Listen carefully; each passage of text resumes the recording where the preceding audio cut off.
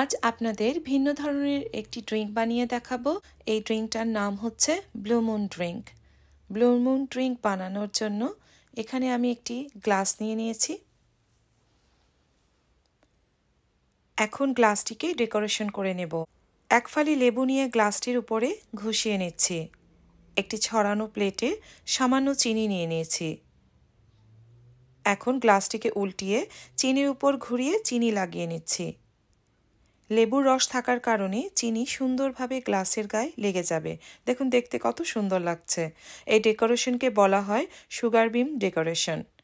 এখন ice cube দিয়ে দিচ্ছি।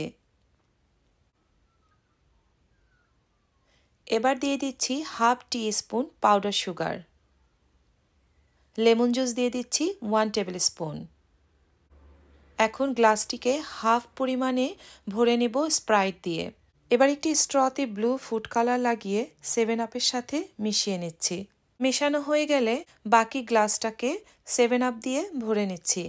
এক ফালি লেবু গোল করে কেটে গ্লাসের এক পাশে লাগিয়ে নিচ্ছি। রেডি হয়ে গেল খুব সুন্দর এবং খেতে খুবই মজার ব্লু মুন ড্রিঙ্ক। আশা করি রেসিপিটি ভালো লেগেছে। বিস্তারিত রেসিপিটি আপনারা আমার ইউটিউব চ্যানেলে পাবেন, লিংক ডেসক্রিপশন বক্সে দিয়ে দিয়েছি।